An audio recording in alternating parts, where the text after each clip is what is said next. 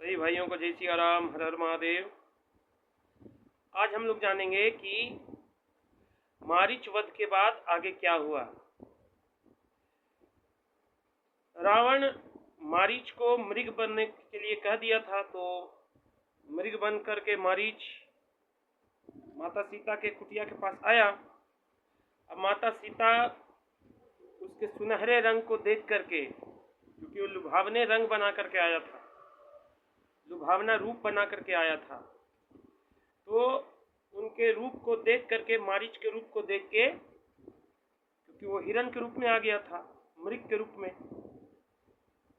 तो उसको देख करके माता राम लक्ष्मण को बुलाई और राम जी को कहा कि इस मृग को पकड़ के लाइए। अब राम जी तो पकड़ने चल गए मृग, और यहाँ लक्ष्मण जी माता सीता की सुरक्षा में कुटिया पर ही रहे। उधर मारीच जो मृग रूप में था, राम जी को दौड़ाते दौड़ाते बहुत दूर ले गया। कभी वह नजदीक आ जाता, बहुत समीप आ जाता, और जैसे ही वो जब तीर चलाने वाले होते तो दूर भाग जाता। ऐसे करते करते बहुत दूर तक मारीच राम जी को ले गया। जब बहुत दूर गए तो बहुत दूर दौड़ाने पर बहुत समय भी लगा, बहुत दूर निकल गए, और राम जी को उसके ऊपर क्रोध आ गया। और समझ गए कि अवश्य ही कोई राक्षस है। उन्होंने तीर चलाया, और तीर चलाने के बाद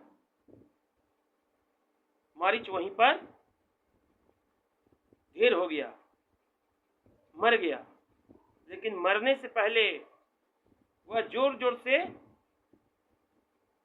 चिल्लाया, हे राम, हे सीता, हे लक्ष्मण, हे लक्ष्मण, हे सीता। इस तरह से मारीच जब चिल्लाया तो उसका आवाज माता सीता के कुटिया तक आया। तो माता सीता जब वह आवाज सुनी तो उनको लगा कि मेरे प्रभु के ऊपर, मेरे पति के ऊपर कोई संकट है। उन्होंने लक्ष्मण जी को राम जी की सहायता के लिए भेजा, लेकिन लक्ष्मण जाने से मना कर दिए कि राम को कुछ नहीं हो सकता। श्री राम को तीनों लोक के देवता भी आ जाए मारने के लिए, पूरा राक्षस मंडली आ जाए, तो भी श्री राम का कुछ नहीं बिगाड़ सकता। लेकिन माता सीता क्रोधित हो गई और लक्ष्मण को बहुत धुतकारने लगी, जिससे क्षुब्ध होकर के लक्ष्मण कुटिया से आगे चला गया श्री राम जी के पास। इधर रावण को पूरा यहाँ पर सुअवसर प्राप्त हो गया, तो रावण ब्राह्मण वेश बना करके सीता माता के कुटिया में आया।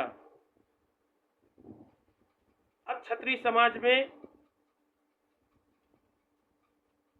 ब्राह्मण का बहुत ही सम्मान होता है, तो माता सीता रावण को ब्राह्मण समझ करके, साधु समझ करके स्वागत की, उनको स्थान दी। तब रावण माता सीता को देख करके उन पे लुभा गया और माता सीता का प्रशंसा करते हुए काम भावना से उनसे पूछने लगा कि तुम इतनी सुंदर हो और तुम इस जंगल में क्या कर रही हो, तुम्हारा परिचय क्या है। माता सीता कहीं कि मैं मिथिला नरेश जनक की पुत्री हूँ और श्री रामचंद्र जी महाराज की पत्नी हूँ और महाराजा दशरथ की पुत्र वधू हूँ, और यहाँ पर अपने पति के साथ आई हूँ। और लक्ष्मण हमारे देवर हैं, वह भी इस वन में रह रहे हैं। उसके बाद माता सीता रावण का परिचय पूछी। रावण ने भी अपना परिचय दिया कि मैं दशानन रावण हूं और तुम पर मोहित हो गया हूं, तुमको यहां से ले चलने आया हूं। तब माता क्रोधित हो गईं, बोली निशाचर, तू ऐसा कैसे कर सकते हो। तब रावण अपना पूरा परिचय देता है कि मैं कुबेर का सौतेला भाई हूं और मेरे अंदर इतना पराक्रम है कि अपने पराक्रम के बल पर मैंने कुबेर से उसका राज्य छीन लिया और उसका पुष्पक विमान भी छीन लिया और मैं लंकापुरी का राजा हूं। इसके साथ ही साथ तीनों लोग हमसे थर थर कांपते हैं, सभी देवता हमसे थर थर कांपते हैं। जहां से मैं गुजरता हूं, जहां से मैं निकलता हूं, वहां पर एक वृक्ष का पत्ता तक नहीं हिलता है, नदियां रुक जाती है, सूर्य तापमान अपना धीमा कर लेता है।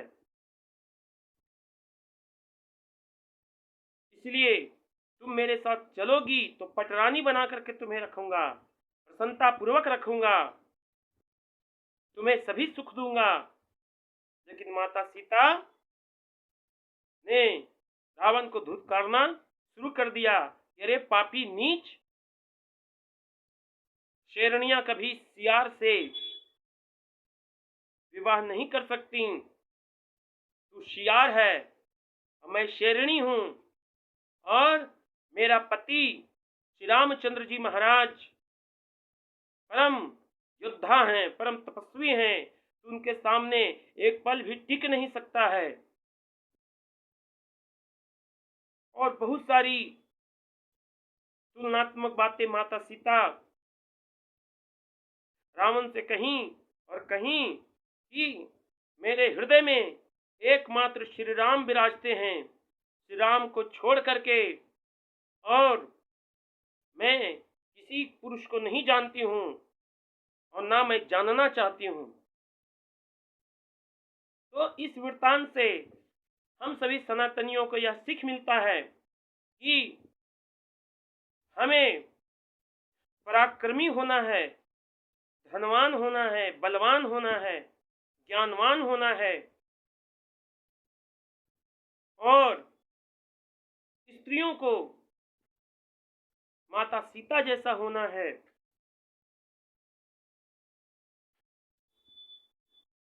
रावण भी अपने शौर्य का, अपने पराक्रम का, अपने धन का, वैभव का माता सीता के सामने बखान कर रहा था, लेकिन माता सीता उसको धिक्कारी। और वही आज भी हो रहा है। हमारी हिंदू विवाहित स्त्रियों को पापी, दुराचारी, अधर्मी अपना धन का वैभव दिखा करके लुभाने का प्रयास करते हैं। तो स्त्रियों को, सभी हिंदू बहन बेटियों को, माताओं को उन दुराचारियों के प्रभाव में नहीं आना चाहिए, क्योंकि जो आपको लुभाने का प्रयास कर रहा है वो वास्तव में आपसे प्रेम नहीं, वो आपसे वासना का सुख चाहता है, केवल आपके शरीर का चाह रखता है, उससे आपका कोई प्रेम नहीं है। और सनातन धर्म में पति पत्नी एक बहुत ही पवित्र संबंध है जो विवाह से लेकर मृत्यु तक निभाने के लिए बनाया जाता है। इसलिए विवाह संस्कार सनातन धर्म में है। जब व्यक्ति या कोई स्त्री, कन्या, युवा होती है तो उसको तो सब कोई आकर्षण उसको होगा, सब कोई उसकी ओर आकर्षित होगा, लेकिन जब आप वृद्ध हो जाएंगे तब कौन आपके ऊपर आकर्षित होगा। इसलिए पति पत्नी के बीच प्रेम होना चाहिए। चाहे फिर कोई आ जाए, कितना भी बड़ा बलवान आ जाए, धनवान आ जाए, देवराज इंद्र भी क्यों ना आ जाए, दशानन रावण जैसा पराक्रमी राक्षस भी क्यों ना आ जाए, लेकिन स्त्री का मन अपने पति को छोड़ करके किसी की ओर आकर्षित नहीं होना चाहिए। तब जाकर के उस स्त्री को माता सीता के जैसा सम्मान समाज में मिलता है। नहीं तो इसके उल्टा जो करेंगे तो फिर उसका दुष्प्रभाव उन्हीं को भुगतना पड़ेगा और किसी को भुगतना नहीं पड़ेगा। बाकी सभी भाइयों को जय सिया राम, हर हर महादेव। बाकी आगे का वृतांत आप सभी को अगले दिन सुनने को मौका मिलेगा।